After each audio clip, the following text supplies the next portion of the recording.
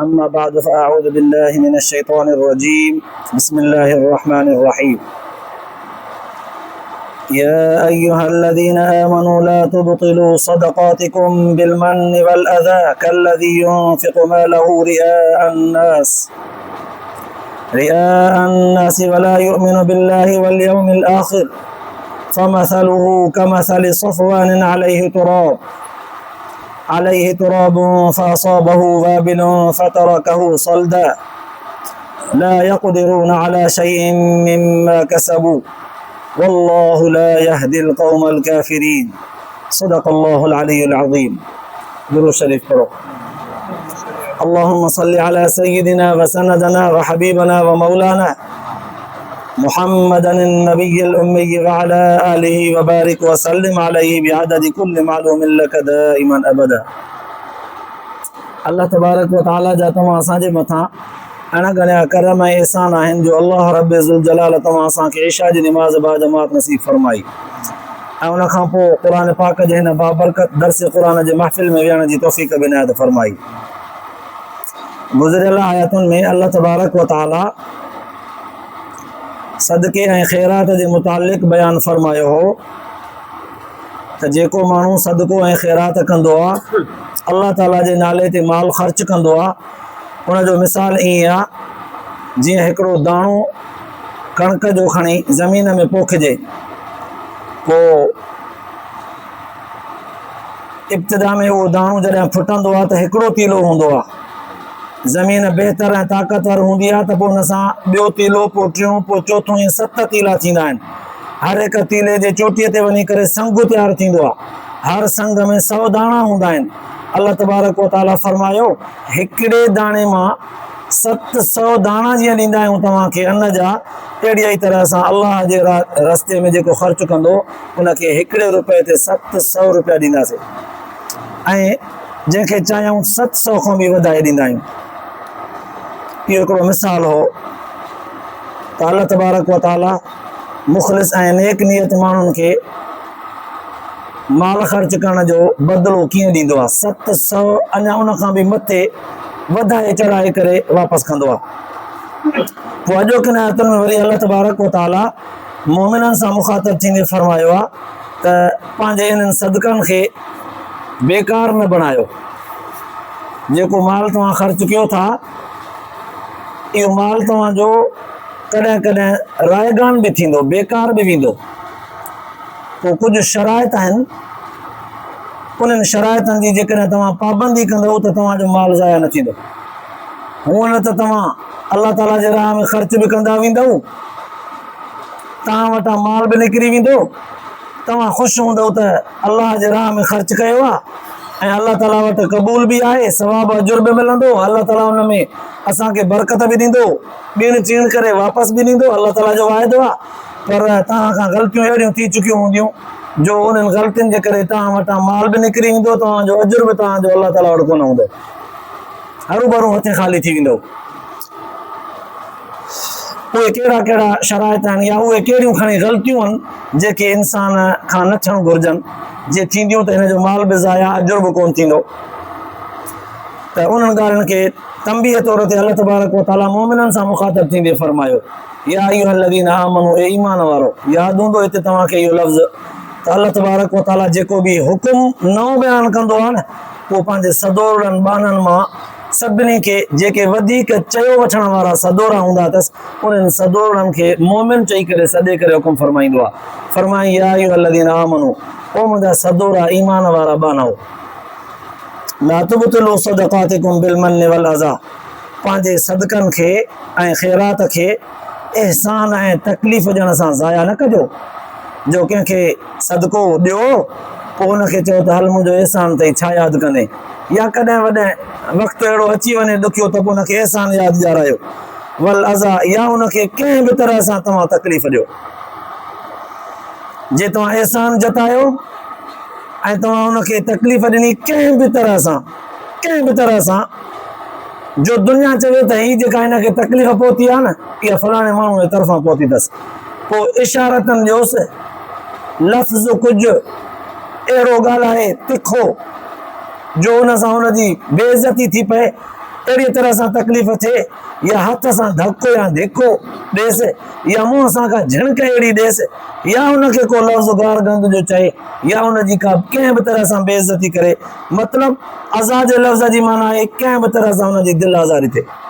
अल्लाह साईं फरमायो जंहिंखे सदको ख़ैरात ॾियो त पोइ हुनखे एहसान बि न जताइजो, कंहिं बि तरह सां तकलीफ़ बि न ॾिजोसि। जे तव्हां तकलीफ़ ॾिनी या एहसान जतायो त पोइ यादि रखो तव्हांजो इहो सदको हिन मिसाल वांगुरु हूंदो।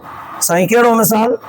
अल्लाह तबारक व तआला ख़ुदि ॾिसो न इंसान खे सम्झाइण जे लाइ क़ुर पाक में केतिरनि जॻहियुनि ते मिसाल ख़ुदि बयानु फरमाया आहिनि।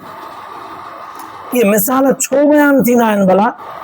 हिन जे करे त आम माण्हू जेको हूंदो आहे अवामुन्नास आम माण्हू उनखे ॻाल्हि सम्झण में आसान थी पवंदी आहे जॾहिं मिसाल ॾिबो आहे। वरी जेके अहले इल्म हूंदा आहिनि आलिम या दुनिया जा तालीम याफ़्ता जिनखे अहले इल्म चइबो आहे, वॾियुनि वॾियुनि डिग्रियुनि रखण वारा तालीम याफ़्ता माण्हू, उन्हनि खे वरी मिसाल सां घटि उन्हनि खे वरी दलील सां ॻाल्हि सम्झ में ईंदी आहे। ॻाल्हि कयो पोइ दलील ॾियो, क़ुर जी आयत पढ़ी ॿुधायो जिते अल्लाह ताला ख़ुदि चयो हुजे या सोने हबीब सल्लल्लाहु अलैहि वसल्लम जी हदीस हुजे उहा पढ़ी ॿुधायो।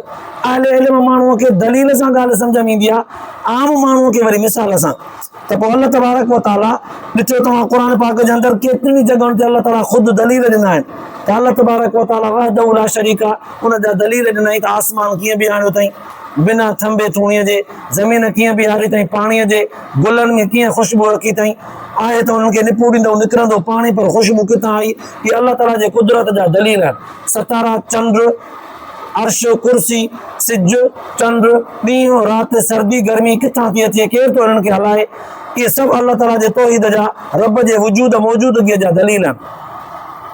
त किथे वरी अल्लाह तबारक व तआला आम तौर ते माण्हुनि खे सम्झाइण जे लाइ मिसाल ॾिना आहिनि। पोइ अल्लाह साईं फरमायो तव्हां जेकॾहिं कंहिं माण्हूअ खे सदको ॾींदव पोइ उनखे वरी एहसान जतायो आहे या वरी उनखे तव्हां तकलीफ़ ॾिनी त इहो तव्हांजो एहसान ईअं ज़ाया थी वेंदो जीअं ही मिसाल आहे। मिसाल तौर ते हिकिड़ो माण्हू आहे, उन पंहिंजो ॿिज पोखियो आहे हिकिड़े पथर जे मथां, वॾो पथर आहे, उन पथर जे मथां कुझु मिटी दज़ी ॼमी वई आहे ऐं चौध पोइ हिन वरी उन में नंढड़ो ॿिज उछलायो आहे जेको हुनजो फुटी वियो आहे, सला ॿूटा फुटी विया आहिनि। हीउ ख़ुशि थो थिए त मुंहिंजो ॿिज फुटियो आहे, मुंहिंजे लाइ बहितरीनु पैदावार आहे। पोइ गुलनि जो हुजे अनाज जो हुजे कंहिंजो बि ॿिज पोखियो अथई उन मिटीअ ते जेका मिटी ख़ुदि पई आहे हिकु पथर जे मथां।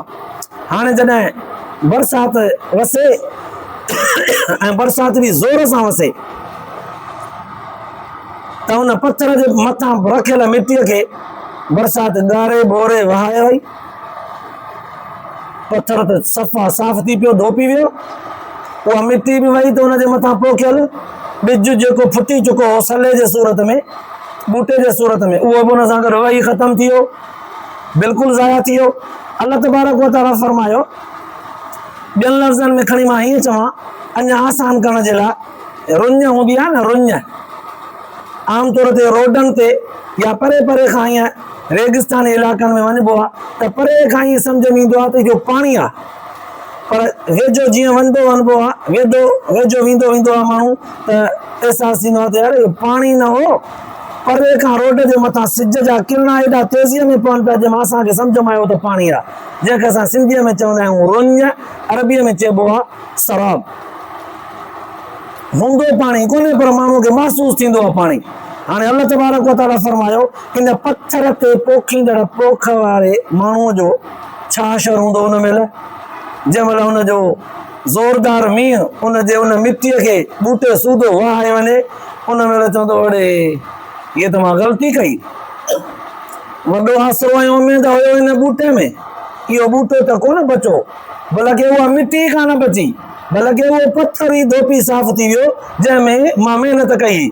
अल्लाह तबारक व तआला फरमाए थो जेकॾहिं तव्हां सदको ऐं ख़ैरात बि कयो था ऐं पिणु एहसान बि जतायो था, उनखे तकलीफ़ बि ॾियो था ऐं वरी हेॾा उमेद बि रखो था त आख़िरत में अल्लाह ताला हिन जो अजुर बि ॾींदो ऐं दुनिया में बि अलाह ताला फरमायो आहे त 1 रुपए जा 700 रुपया अञा मथे ॾींदुमि। पोइ जेकॾहिं दुनिया में भला एतिरा रुपया न मोटाए ॾिनई त आख़िरत में नेकियूं त यकीनी आहिनि। अलाह ताला हुनजो एवज़ो रखियो आहे एतिरो, पोइ एवज़ो दुनिया में दौलत जे सूरत में ॾे या आख़िरत में नेकियुनि जे सूरत में ॾे। पोइ तव्हांखे उमेद पवंदी त आख़िरत में मिलंदो। पर अलाह तबारक व तआला फरमाए थो तव्हां 2 ग़लतियूं अहिड़ियूं कयूं, एहसान जताइण वारी ऐं ॿियो तकलीफ़ ॾियण वारी। इन्हनि ॿिन्हिनि ग़लतियुनि जे करे तव्हां वारो ॾिनल सदको ईअं ज़ाया थी वियो जीअं हुन वारो पोखियल फसल पथर जे मथां मिटीअ ते मींहं सां ज़ाया थी वियो। तव्हां जहिड़नि ग़लतियुनि जे करे उहो ईअं धोपी वियो। पोइ तॾहिं फरमायईं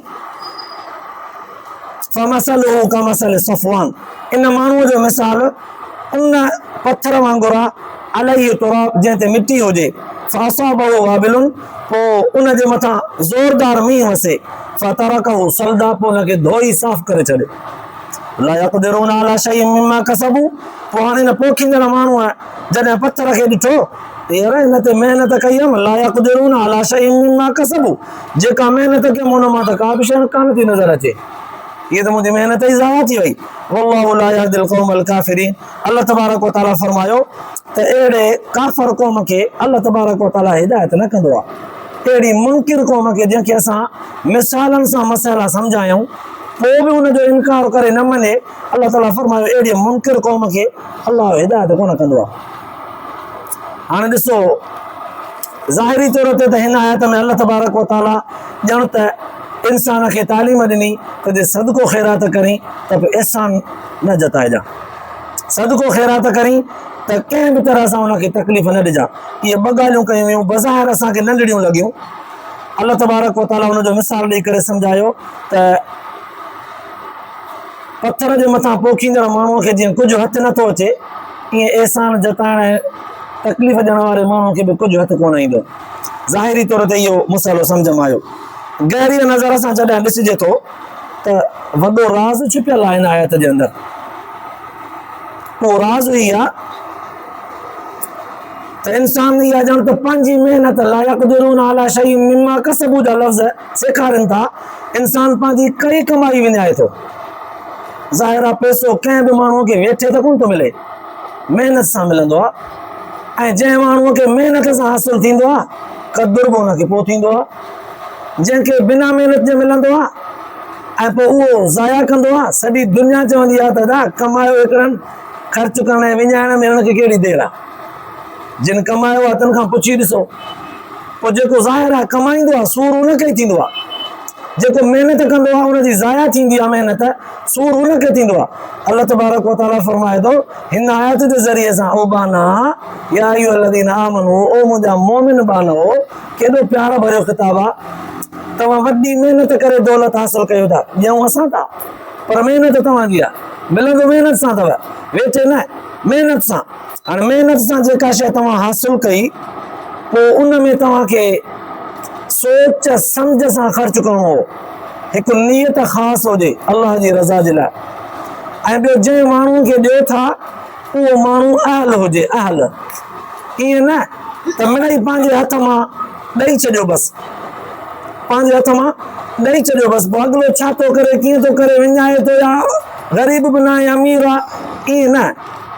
अल्लाह ताला फरमाए थो त हिकु त महिनत सां हासिल कई अथव ऐं ॿियो ॾियण वक़्तु नेक नियत हुजो, ऐं टियों वरी जंहिं वक़्तु ॾियो था न उन माण्हूअ खे ॾिसो त उहो अहल आहे।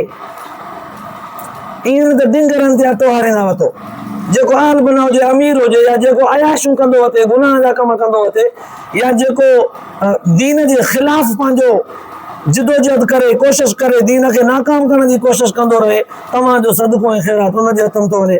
तव्हां सिर्फ़ु इहो था सोचो त असां सदको ॾिनोसीं असांखे सवाबु मिलियो, ईअं कोन्हे।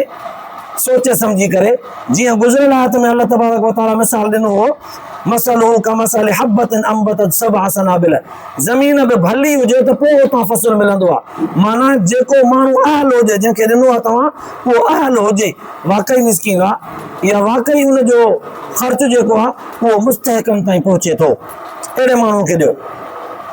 पोइ तव्हां उमेद बि रखो, वरी जेकॾहिं तव्हां ॾेई बि छॾियो आहे सुठे नमूने सां, माण्हू मुस्तहक सम्झो अथव, उन वक़्तु तव्हांखे इहा सोच बि रखणी आहे, ईअं न त गैर मुस्तहिक आहे को माण्हू उनखे बि तव्हां ॾेई छॾियो। हिकिड़ी इहा ग़लती। ॿी ग़लती कॾहिं हीअ हूंदी आहे त रुॻो सदको ख़ैरात कंदो हुते पंहिंजे अहल वयाल खे वरी कसो करे उन्हनि खे ख़र्च खाधे पीते लटे कपिड़े में कसो रखी रुॻो ख़ैर ख़ैरात ते ज़ोर ॾींदो हुते। इहा ॻाल्हि बि अलाह जे रसूल सल्लल्लाहु अलैहि वसल्लम जन फरमायो त अलाह ताला खे पसंदि कोन्हे। सभ खां पहिरियां पंहिंजी जान, पंहिंजा बच्चा, पंहिंजी घरवारी, अबो अम्मा, भेनर भाइर जेके हिन जे रत जा रिश्ता आहिनि उन्हनि जे मथां ख़र्च करे। सभ खां पहिरियां माल ख़र्च करण जो रस्तो तरीक़ो इहो आहे, ज़रियो इहो आहे। उन खां पोइ जेकॾहिं माल वाधारो आहे पोइ 12 महीना जेकॾहिं थी वञनि त ज़कात। पर जेकॾहिं माल वाधारो आहे पर ज़कात जेतिरो कोन्हे, निसाब ज़कात जेतिरो कोन्हे, माना 52.5 तोला चांदी जेतिरी रक़म बि कोन थी थिए। खणी असां चऊं त लख खण बि एतिरो कोन थो थिए इज़ाफ़ी जो 12 महीना थी वञनि, इहो सॼो ई लख बचत पियो हुजे। 12 महीननि में ज़रे बराबरि कमु न आयो, ईअं ई पियो आहे जीअं पियो हो। एतिरो बि न आहे, कुझु आहिनि पैसा पर ख़र्च खां वधारा आहिनि। हाणे उन जे मथां इहे सदका ख़ैरात थींदा, ज़कात कान थींदी। त पोइ अल्लाह तबारक व तआला ॼण त इंसान खे सेखारे थो त तूं सदके ख़ैरात ते काफ़ी तवजो ॾींदो वठी, तुंहिंजे घर वारा मोहताज सां ऐं फाका कशीअ सां वक़्तु गुज़ारींदा वठनि। इहा ॻाल्हि बि तुंहिंजी असांखे पसंदि कोन्हे। सभ खां पहिरियां जंहिं ते ख़र्च करण जो हक़ु आहे उते ख़र्च कर, पोइ जेकॾहिं बचे थो त पोइ सदको ख़ैरात। हाणे सदके ख़ैरात करण वक़्तु तोखे तवजो करिणो आहे, नियत ख़ालिस रखणी आहे। जंहिं माण्हूअ खे ॾियणो आहे उहो अहल हुजे। ऐं ॿिए नंबर में जंहिंखे ॾेई छॾियो त पोइ हाणे विसारे छॾियो, न कयो यादि त मां हिनखे एतिरा पैसा ॾिना आहिनि ऐं पाण वरी असां सां कहिड़ो रवैयो रखंदो आहे। असां कीअं रखंदा आहियूं रवैयो, असां सां वरी कहिड़ो रवैयो रखंदो आहे। छॾे ॾियो हिन ॻाल्हि खे। हिते मां हीअं चवां, हिकिड़े बुज़ुर्ग लिखियो आहे, जेकॾहिं न तव्हांजी दिलि मुतमइन जंहिं माण्हूअ ते नथी थिए त सचपच तव्हां ख़र्च करण जे लाइ उहो माण्हू छॾियो, कंहिं ॿिए माण्हू अहिड़े खे ॾियो जेको मुस्तहिक हुजे, जिते तव्हांजे दिलि में खुटको पैदा न थिए, खुटको पैदा न थिए। इहा ॻाल्हि खुटकंदी थी रहे, मां हिनखे ॾींदो थो रहियां पर हीअ हले छा में थो ख़र्च करे, या मुंहिंजे ज़हन में इहो आहे त इहो पंहिंजी जाइदाद मिल्कियत पियो ठाहे, या पंहिंजे ज़रूरी अहिड़नि कमनि में इस्तेमालु पियो करे जिते असांजे सदके ख़ैरात ते ख़र्च करणो न घुरिजे। पोइ तव्हां खुटको बि कयो था, चोॿोल बि कयो था, पोइ तव्हांजी नेकियूं बि विञाइजनि, तव्हांजो माल बि वञे थो। त पोइ बहितर आहे तव्हां अहिड़ी जॻह ते ख़र्च कयो जेके तव्हांजी दिलि मुतमइन थिए। हाणे साॻी ॻाल्हि ते इहे लफ़्ज़ फिरी आया त माना तव्हां जंहिं ते ख़र्च कयो था उहो मुस्तहिक हुजे, हुन ते ख़र्च कयो। उन माण्हूअ खे ॾियो ई न जेको मुस्तहिक न आहे। तॾहिं अल्लाह तबारक व तआला फरमायो, जीअं कल्ह राति ज़मीन में ॿिज कोन पोखिबो आहे, पोखिबो त ज़ाया थींदो, ईअं तव्हां 5 रुपया सदके जा उते ख़र्च कयो जिते तव्हांजा काराए था थियनि। पोइ तॾहिं अल्लाह तबारक व तआला फरमायो, जेकॾहिं असांजे इन तालीम ॾे कोई तवजो नथो करे, ईअं ख़र्च कंदो थो रहे, या त सदको ख़ैरात ई नथो करे, घर वारनि ते लुटाईंदो थो वञे, इहा बि ग़लती, या त वरी सदको ख़ैरात तमामु घणो थो करे, घर वारा फाका कशी था कनि, इहा बि ग़लती, या त वरी ख़र्च करे थो पर मुस्तहिक माण्हूअ ते नथो करे, इहा बि ग़लती, या त वरी ख़र्च करे थो पर हुनखे एहसान बि जताईंदो थो रहे, इहा बि ग़लती, या त वरी ख़र्च करे थो एहसान नथो जताए पर वक़्ती तौर ते कावड़ हुन तां न हेसी कोन थी, कंहिं न कंहिं तरह सां हुन ते कावड़ सतींदो ई रहे थो, इहा बि ग़लती। अल्लाह तबारक व तआला फरमायो, अहिड़ियूं ग़लतियूं कंदव त पोइ तव्हांजो फ़सुलु कोन फुटंदो। जेको फ़सुलु तव्हां आख़िरत में विढ़ंदव, जंहिंजो समरो तव्हांखे उते हली मिलणो आहे, अहिड़ो फ़सुलु तव्हांजो इन्हनि ग़लतियुनि सां कोन फुटंदो। इहे ग़लतियूं छॾे ॾियो, इन असांजे ॿुधायल तालीम खे वठो। जेकॾहिं नथा वठो ऐं पोइ बि तव्हां पंहिंजे मर्ज़ीअ ते हलंदा था रहो त पोइ ईअं चइबो त तव्हां क़ुर पाक जे तालीम जा मुनकिर हो। तॾहिं फरमाई, वल्लाहु ला यहदिल क़ौमल काफ़िरीन, अहिड़ी मुनकिर क़ौम खे ख़ुदा हिदायत कंदो ई कोन्हे। छो त अल्लाह ताला तालीम ॾिनी सबाजण लफ़्ज़नि सां, तव्हां सदोरा आहियो मोमिन, तव्हां मुंहिंजो चयो वठंदव। ऐं उहे सदोरा बि जेकॾहिं ईअं बुंड कढी बीहनि, नाफ़रमान थी पवनि, त पोइ अल्लाह तबारक व तआला खे ईअं चवण त हक़ु आहे न, अहिड़नि मुनकिरनि खे असां मज़ीद हिदायत न कंदा आहियूं। त ॾिसो क़ुर पाक जी तालीम बि ज़बरदस्त, ऐं इंसान खे पंहिंजे कयल महिनत खे ज़ाया करण खां बचा जो सबक भी ज़बरदस्त अंदाज़ में सेखारे वियो। अल्लाह पाक तव्हां असांजे ॿुधण ऐं ॿुधाइण खे क़बूल फरमाए, आख़िरत जे लाइ निजात जो ज़रियो बनाए, अमल जी तौफ़ीक़ नसीब फरमाए। आख़िर दावाना अल्हम्दुलिल्लाह।